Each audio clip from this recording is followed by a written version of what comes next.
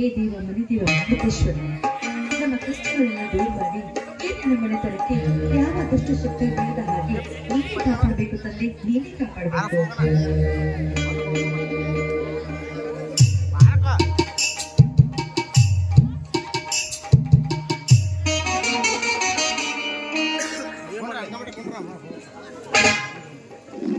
ರಾಶಿಗೆ ಬಿಸಿಲು ಲಬ್ಬಿಯನ್ನು ಸೋಕ್ತಿದೆ, ಹೊಲದಲ್ಲಿ ಕಡಿಕೆ ನಟ್ಟು ಬರೆದು ಸುತ್ತ ಪಾರ್ವತಿ ಕುಡಿಯಲು ಸ್ವಲ್ಪ ಎಳದಿ ಕೊಡು.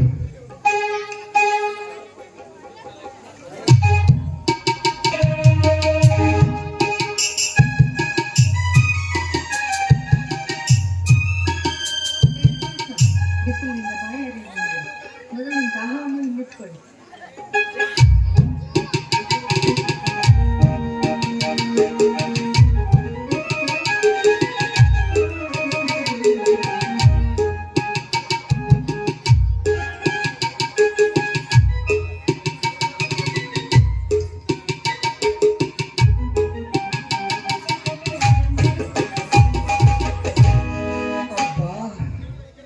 ಹೇಗೆ ಸಮಾಧಾನ ಆಯ್ತು ಪಾರ್ವತಿ? ನಿನ್ನ ಕೈಕಾಲುಗಳ ತುಂಬಾ ಚೆನ್ನಾಗಿ. ನೀನು ನೀರು ಕೊಟ್ಟರೆ ಹಾಲು ಕುಡಿದಂತೆ, ನೀನು ಹಾಲು ಕೊಟ್ಟರೆ ಅಮೃತವನ್ನೇ ಕುಡಿದಂತೆ. ಹೊಗಳಿಗೆ ಸಾಕು ಮಾಡಿ ಸ್ವಾಮಿ. ಅದಿರ್ಲಿ, ಹೊಲಕ್ಕೆ ನೀವು ಬೀಜ ಗೊಬ್ಬರ ತಂದು ಹಾಕಿದ್ರಲ್ಲ, ಬೆಳೆ ಹೇಗೆ ಬಂತು? ಎಲ್ಲೆಂದು ಹೇಳಲಿ ಪಾರ್ವತಿ, ಯಾವ ಪಾಪಿಸ್ತವೋ ಬಂದ ಚಿನ್ನವಂತ ಬೆಲೆಯನ್ನು ರಾತ್ರಿ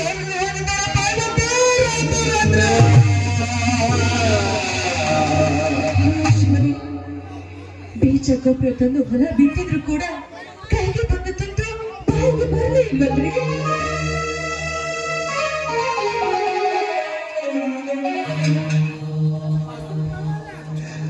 ಪಾರ್ವತಿ, ಇನ್ನು 2 ತಿಂಗಳು ಕಳೆದಿದ್ದರೆ ಚಿನ್ನದಂತೆ ಮಳೆಯೋ ಕಳ್ಳದಂತೆ ಮಳೆಯೊಳಗೆ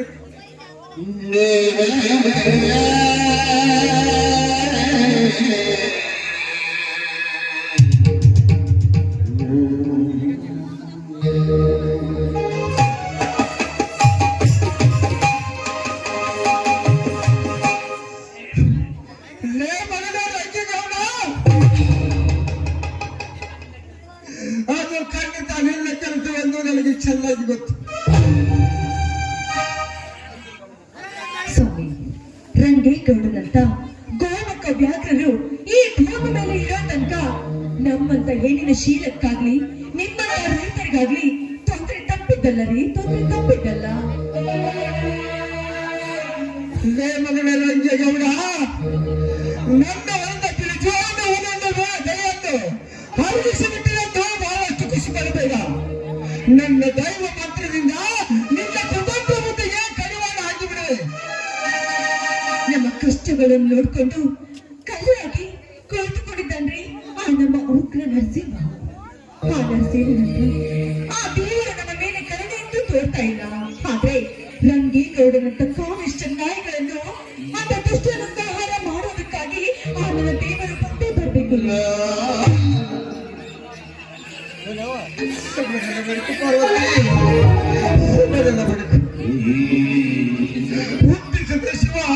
ವಯಸ್ಸಲಾರ ಸಂಕಟ ಬಂದಾಗ ವೆಂಕಟರಮಣ ಗತಿ ಎನ್ನುವ ಹಾಗೆ ಭಕ್ತರನ್ನು ರಕ್ಷಿಸಿ ದುಷ್ಟರಿಗೆ ಶಿಕ್ಷೆ ಕೊಡುತ್ತಾನೆ ಆ ನನ್ನ ತಂದೆ ನೀಲಕಂಠ. ಇಲ್ಲದೆ ನಮ್ಮಂತ ಬಡವರ ಜೀವನ ಕಣ್ಣೀರಿನಲ್ಲಿ ಕೈ ತೊಳೆಯುತ್ತಾಗಿದೆ. ಬರಗಾಲದ ಬೋಣಿಯಲ್ಲಿ ಭೂಮಿ ತತ್ತರಿಸಿ ಹೋಗಿದೆ. ಅದೇ ರೀತಿ ಕರುಣಾಯಪ್ಪ ಮಹಾಮಾರಿಗೆ ಇಡೀ ಜಗತ್ತೇ ತತ್ತರಿಸಿ ಹೋಗಿದೆ. ಪಾರ್ವತಿ, ಅನ್ನೋದು ಅಷ್ಟೊಂದು ಮಹಾಮಾರಿ ರೋಗವೆಂದು ನಮಗೀಗ ಅರ್ಥವಾಯ್ತ್ರಿ. ಅದಕ್ಕಾಗಿ ನಮ್ಮ ಊರು ಜನರೆಲ್ಲ ಬಾಯಿಗೆ ಮಾಸ್ಕ್, ವ್ಯಾಕ್ಸಿನ್ ಎಲ್ಲ ಹಾಕಿಸ್ಕೊತಾ ಇದ್ದಾರಲ್ವೇನ್ರಿ?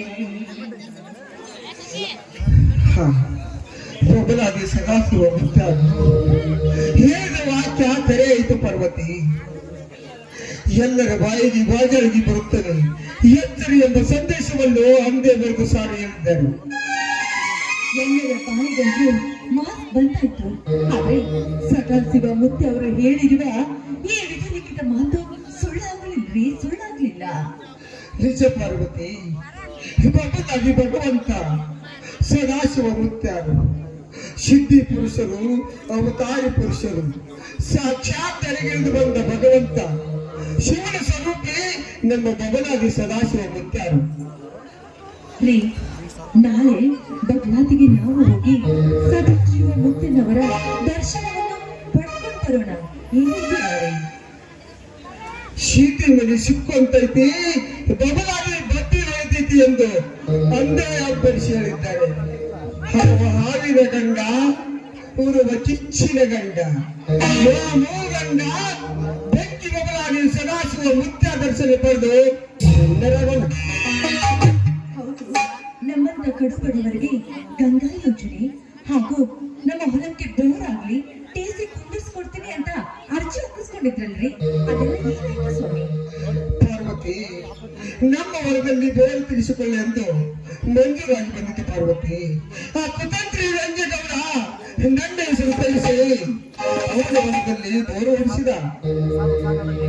ಇಲೆಕ್ಷನ್ ಟೈಮ್ ಬಂದ್ರೆ ಸಾಕು, ಈ ರಾಜಕಾರಣಿಗಳು ನಮ್ಮಂತ ಬಡವರ ಮನೆಗೆ ಬಂದು ನಿಮ್ಮ ಹೊಲಕ್ಕೆ ನಾವು ನೀರು ಹಾಸ್ತೀವಿ, ನಿಮ್ಮ ಊರಿಗೆ ಉದ್ಯೋಗ ಕೊಡಿಸ್ತೀವಿ, ನಿಮ್ಮ ಮಕ್ಕಳಿಗೆ ಒಳ್ಳೆ ಉದ್ಯೋಗ ಕೊಡಿಸ್ತೀವಿ ಅಂತ ಸುಳ್ಳುಗಳನ್ನು ಹೇಳಿ ನಮ್ಮಂತ ರೈತರನ್ನು ಮನೆಮಾಡಿ ಹೋಗ್ತಿರ್ತಾರಲ್ವೇನ್ರಿ? ಮೊದಲು ಕೊಟ್ಟು ಕೆಟ್ಟ ಭಿನ್ನವಾದ ಹಕ್ಕುಗಳಿದ್ರೆ ಅದು ರಾಜಕೀಯ ಮಾತ್ರ. ರೈತ ಮತ ಬಾಂಧವರೇ, ನೋಟಿಗಾಗಿ ಆಸೆ ಪಡೆ ಸತೀಶನ ಜಾರಕಿಹೊಳಿ ಅಂತ ಒಬ್ಬ ಒಳ್ಳೆ ವ್ಯಕ್ತಿಗೆ ಓಟು ಹಾಕಿ ಆರಿಸಿದಲ್ಲಿ ನಮ್ಮ ಹರಿನಾಳ ಗ್ರಾಮ ಸುಧಾರಿಸುವುದು. ಅಂದಾಗ ಈ ನಮ್ಮ ಗ್ರಾಮ ಕೂಡ ಉದ್ಧಾರವಾಗುವುದು. ರಂಗೆ ಗೌರವಂತ ವ್ಯಾಘ್ರ ಉಗ್ರ ಇರುವ ರಾಜಕಾರಣಿ ಇರುವ ತನಕ ಈ ನಮ್ಮ ಗ್ರಾಮ ಯಾರಿಗೂ ಸುಧಾರಿಸುವುದಿಲ್ಲ. ಮಾಡಿದ್ದುಣ್ಣ ಬಾರಯ್ಯ, ರೈತರ ಶಾಪ ಅವನಿಗೆ ತಕ್ಕದೆ ಬಿಡಲಾರದು. ಬಾಯಿ ಕೈ ಬಿಡ್ರಿ, ಏನ್ರಿ ತುಂಟಾಟ? ಮೈಸೂರು ಬರೋ ಸಮಯವಾಯ್ತು, ಸಾವು ಚಲ್ಲಾಟ, ಮೊದಲ ಕೈ ಬಿಡಿ. ಪಾರ್ವತಿ, ಮದುವೆಯಾಗಿ 10 ವರ್ಷ ಕಳೆದರು. ಮನೆಯಲ್ಲಿ ಮಗುವಿನ ಜೀವನದ ನಾಲಿ ಕೇಳುವ ಭಾಗ್ಯ ಆ ಭಗವಂತ ಬರದಿಲ್ಲಂತ ಕಾಣುತ್ತೆ. ಪ್ರತಿನಿತ್ಯ ಪೂಜೆ ಪುನಸ್ಕಾರ ಮಾಡಿದ್ರು ಕೂಡ ಆ ದೇವರಿಗೆ ನಮ್ಮ ಮೇಲೆ ಕರುಣೆ ಇರೋದೇ ಇಲ್ಲ ರೀ. ಆ ದೇವರು ನಮ್ಮ ಮೇಲೆ ಕರುಣೆ ಕುಳಿತುಕೊಂಡಿದ್ದಾನೆ. ಚಿನ್ನ, ನಿನ್ನ ಮೃದುವಾದ ದನಿಯಿಂದ ಒಂದು ಪ್ರೇಮ ಗೀತೆ ನುಡಿಸುವಿಯ? ನೀವು ಆ ರವಿಚಂದ್ರನ್ ತರ ಪ್ರೇಮ ಲೈಫ್ ಕೇಳಿಟ್ಟಿದ್ದೀರಾ? ಹಾಗೆ ಚಿನ್ನ, ಅದು ಒಂದು ರೋಮಾಂಚನಕಾರಿ. ಹೌದು ಚಿನ್ನ. ಆಯ್ತು, ಬನ್ನಿ ಹಾಗಾದ್ರೆ.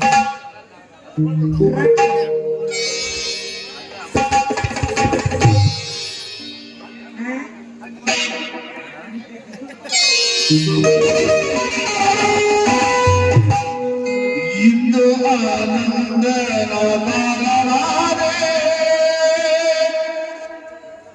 ಚಿನ್ನದಲ್ಲಿ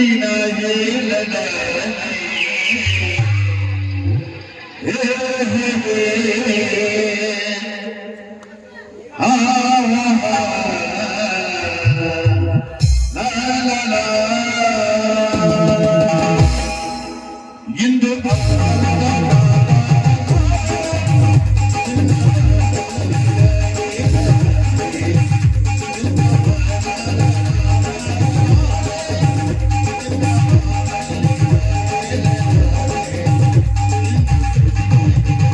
ತಂದೆ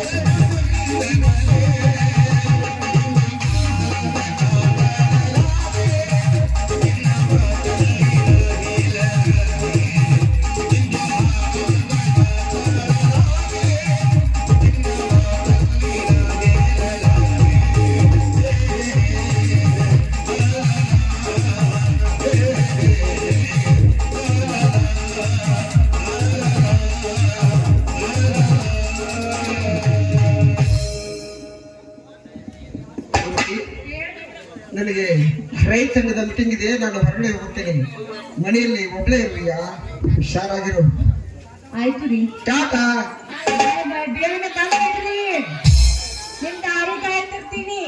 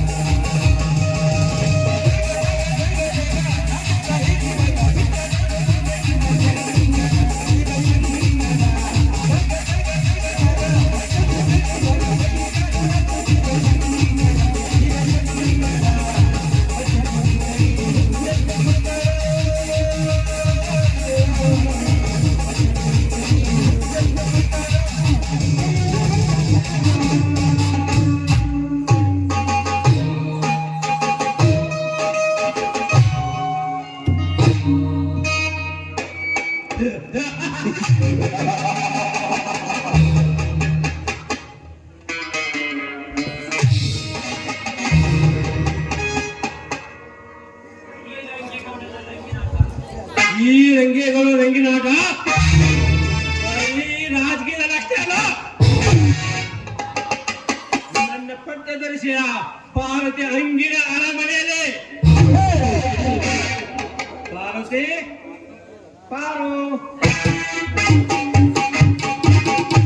ಯಾರದು? ಓಹೋ, ನಮ್ಮೂರಿನ MLA ರಂಗೇಗೌಡರು. ಇಲ್ಲಿ ನಮ್ಮ ಮನೆಗೆ ಬಂದ ಕಾರಣ? ಪಾರ್ವತಿ, ಬಡತನದಲ್ಲಿ ಬೆಂದು ಬೆಸೆದು ಹೋಗಿರುವ ನೀನು ನನ್ನ ಅರಮನೆಗೆ ಬಂದಗಳು ಆಸ್ತಿಗೆ ನಿನ್ನನ್ನು ಪಟ್ಟದರ್ಶಿಯನ್ನು ಮಾಡಿಬಿಡುವೆ.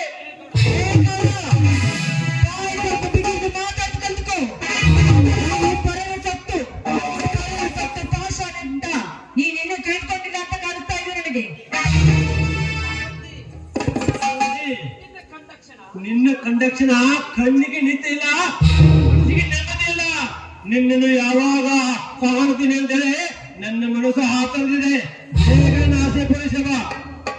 ಏ ಲೂಸು, ಕಾಮದ ಬೀಜವಿದ್ದು ನನ್ನಲ್ಲಿ ಬಿತ್ತಲು ಬಂದಿದ್ದೆ. ಅದೇ ನನ್ನ ಮೈದರರು ನಿನ್ನ ಹೈಹೊಳಸನ್ನು ಕತ್ತರಿಸಿ ಹೋಗ್ತಾರೆ. ಬಹಳ ಹುಷಾರಾಗಿರು. ತಲೆಯಲ್ಲಿ ಕೆಂಪ ಹೂ ಉಟ್ಕೊಂಡು ಹಾಸನ ಸೀರೆ ಉಟ್ಕೊಂಡು ನಡೆದ್ರೆ ಬಿಡುವುದಲ್ಲ. ರಂಗೇಗೌಡ ಗರತದ್ದೆ ಗರ್ವದ ತೋರಿಸಿದ್ರೆ ನಿನ್ನನ್ನು ಬಂದಿದ್ದನ. ಏ ಗೌಡ, ಈ ಜನರು ನಿನ್ನನ್ನು ದೇವರು ಎಂದು ನಂಬಿದ್ದಾರೆ. ಆದ್ರೆ ನೀನು ಮಾಡ್ತಾ ನೀಚ ಕೆಲಸಗಳು ಈ ಜನರಿಗೆ ಗೊತ್ತಾದ್ರೆ ಹಗ್ಸಿ ಬಾಗಿಲಿಗೆ ಕಟ್ಟಿ ನಿನ್ನ ದೇಹದ ತುಂಡುತ್ತನ್ನ ಕತ್ತರಿಸಾಗುತ್ತಾರೆ ಸಮಾಜದ ಜನರು.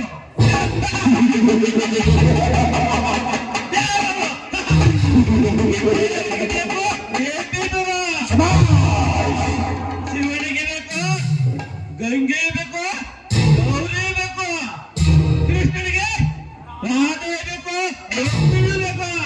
ಹಾಗೆ ನಿನಗೆ ನೀನು ಬೇಕು ಪಾರ್ವತಿ, ನೀನು ಬೇಕು. ಏ ಗೌಡ, ನಿನ್ನಲ್ಲಿರುವ ಈ ಕಾಮದ ಹುಚ್ಚನ್ನೆಲ್ಲೇ ಬಿಟ್ಟು ಹೋದ್ರೆ ಸರಿ. ಇಲ್ಲವಾದ್ರೆ ನನ್ನ ಮೈದರರು ನಿನ್ನ ರಂಗವನ್ನು ಚಂದಾಡಿ ಫುಟ್ಬಾಲ್ ಆಡಿ ಬಿಡ್ತಾರೆ. ಬಹಳ ಎಚ್ಚರವಾಗಿರು ಮಗನೇ. ಸುತ್ತಲೇ ಯಾರು ಇಲ್ಲದ ಸಮಯ ನೋಡಿ ಸಾಧ್ಯ ಬಂದಿರುವೆ ಶಿರೋಮಣಿ. ಬೇಗ ಆಗಬಾರೆ ನನ್ನ ಪ್ರಿಯ ಮನೆ. ನನ್ನ ಹೃದಯ ಕಾಯುತ್ತದೆ ನಿನಗಾಗಿ. ನನ್ನ ಹೃದಯದ ಅರಮನೆ. ಏ ಗೌಡ, ಹಣಕ್ಕಾಗಿ ನನ್ನ ಮಾನವನ್ನು ನಾನೆಂದು ಕರ್ಕೋದಿಲ್ಲ. ಈ ಪಾರ್ವತಿ ನಿಮ್ಮನ್ನ ಮಾವಿಸ್ಕೊಂಡು ಆಟ ಹೋಗೋದ್ರಿಂದ ಜೀನ್ಸ್ ಪ್ಯಾಂಟ್ ಕೊಟ್ಟು 18 ವರ್ಷದ ಹುಡುಗಿಯನ್ನೇ ಬಿಟ್ಟಿಲ್ಲ ಈ ರಂಗೇಗೌಡ. ಇನ್ನೂ ನಿನ್ನನ್ನು ಬಿಟ್ಟಿಲ್ಲ. ಗಂಡನೇ ಗರತಿ ಅಂತ ಹೇಳಿ ಗರ್ವ ತರುವ ನಿನ್ನನ್ನು ನಾನು ಬಿಟ್ಟನ. ಯೌವನ ಪ್ರಾಯ ಸರಿಸಿ ಹೊಸಗಾಯವನ್ನು ಮಾಡಿಬಿಡುವೆ. ಬೇಡ ಗೌಡ್ರೆ, ನನ್ನ ಹತ್ರ ಬರಬೇಡಿ. ನೋಡಿ, ನಾನು ಕೂಡ ನಿಮ್ಮ ತಂಗಿಯನ್ನು ತಿಳ್ಕೊಂಡು ನನ್ನನ್ನು ಬಿಟ್ಬಿಡಿ.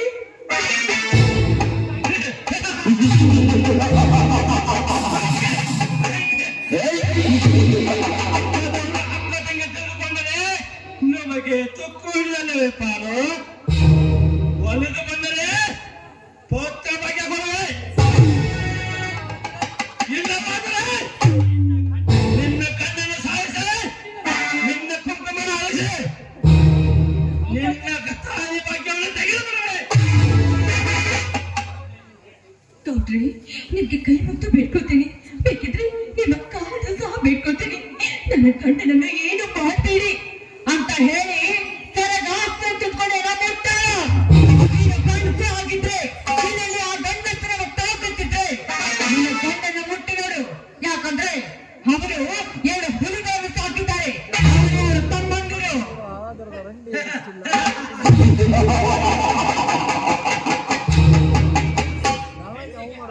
ಹೆಣ್ಣಿಗೆ ಹಟ್ಟೆ ಆಗಬಾರ್ದು, ಗಂಡಿಗೆ ಸಟೆ ಆಗಬಾರ್ದು. ಲೇಸಕ್ಕೆ ಪಾರತೆ ನನ್ನ ತೋಟಕ್ಕೆ ಬಂದು ಸೊಪ್ಪ ಇಲ್ಲ ಹೊತ್ತು ನೋಡಿ ಸಮಯ ನೋಡಿ ಹೊತ್ತು ಹೋಗಿ ನಿನ್ನ ಅತ್ತ ಜನ ಬರಲು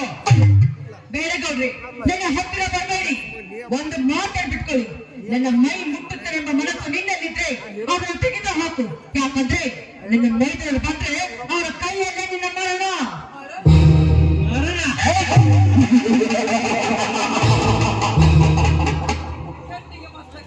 ಕಣ್ಣಿಗೆ ಮಸ್ತ ಕಾಣುವ ನಿನ್ನ ಮೈಮಟವನು ಇವತ್ತು ನನ್ನ ಕೈ ಹಸ್ತದಿಂದ ನನ್ನ ಕಾಮದ ಆಸೆ ತೀರಿಸಿಕೊಳ್ಳದೆ ತಗಲಾರೆ.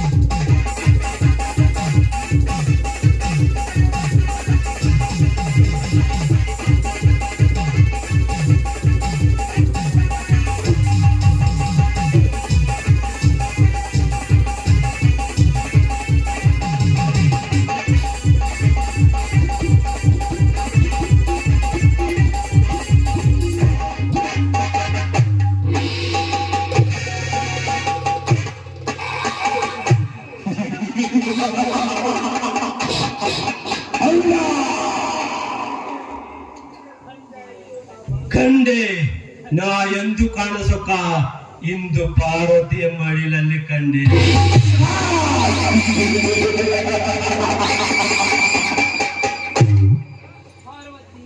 ಪಾರ್ವತಿ ಚೀಲ ಕಳೆದುಕೊಂಡು ನಿನಗಿನ್ನು ಮುಂದೆ ವನವಾಸ ಕತೆ. ಇನ್ನು ಮುಂದೆ ಸಾಕಪ್ಪ ಸಾಕು ಈ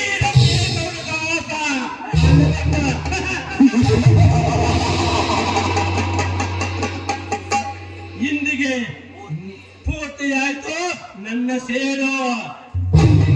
ನಾ ಬಂದ ಕೆಲಸ ಮುಗಿತು, ಬರ್ತೀನಿ.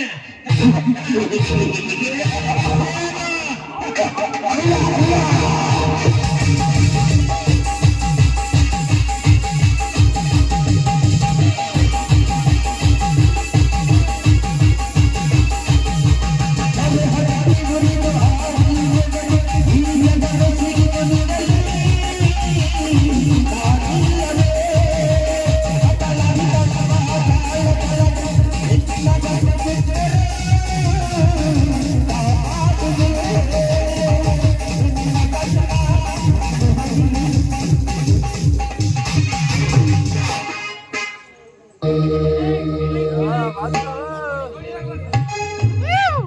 ದೇವರೇ, ನನ್ನ ಜೀವನದಲ್ಲಿ ನಿನಗೆ ಆಟವನ್ನು ಆಡ್ಬಿಟ್ಟೆ.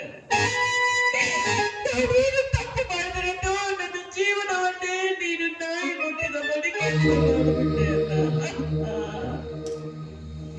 ಅಂದಾಗ ಹೋದ ಜನ್ಮದಲ್ಲಿ ಯಾವ ಹೆಣ್ಣಿಗೆ ನಾನೇನು ಅನ್ಯಾಯ ಮಾಡಿದೆ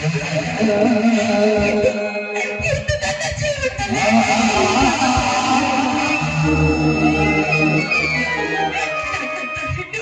ಈ ಭೂಮಿ ಮೇಲೆ ಬದುಕಿರಬಾರ್ದು. ನಾನು ಸಾಯಲೇಬೇಕು.